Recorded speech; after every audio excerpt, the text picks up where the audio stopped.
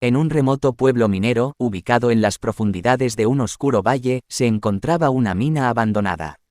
Durante muchos años, los mineros habían extraído innumerables riquezas de las entrañas de la tierra, pero un terrible suceso había provocado el cierre definitivo de la mina. A partir de aquel fatídico día, la oscuridad y el misterio se apoderaron del lugar. La leyenda cuenta que una noche, mientras los mineros trabajaban en las profundidades de la mina, un extraño terremoto sacudió el suelo. De repente, una caverna oculta se abrió y liberó una energía maligna que se apoderó de los mineros, poseyendo sus cuerpos y corrompiendo sus almas. A partir de ese momento, los mineros se convirtieron en seres irreconocibles. Sus ojos se volvieron vacíos y sin vida, sus movimientos eran torpes y sus risas se transformaron en siniestros gruñidos. La oscuridad los consumió por completo, convirtiéndolos en los mineros poseídos, seres sedientos de sangre y terror. La noticia de los sucesos en la mina se extendió rápidamente por el pueblo, y el terror se apoderó de sus habitantes.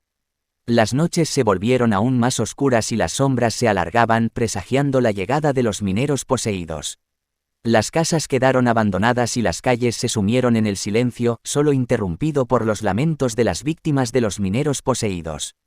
Pero hubo un hombre valiente llamado David que decidió enfrentar la pesadilla subterránea y descubrir la verdad detrás de los mineros poseídos.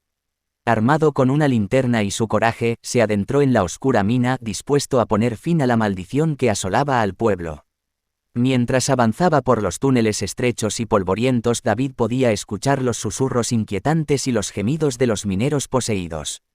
La oscuridad era abrumadora, pero él seguía adelante, determinado a encontrar la fuente de la posesión. Finalmente, llegó a una caverna profunda y escalofriante. En el centro, se encontraban los mineros poseídos, reunidos en un círculo macabro. Sus miradas vacías se clavaron en David, y una risa malévola llenó el aire.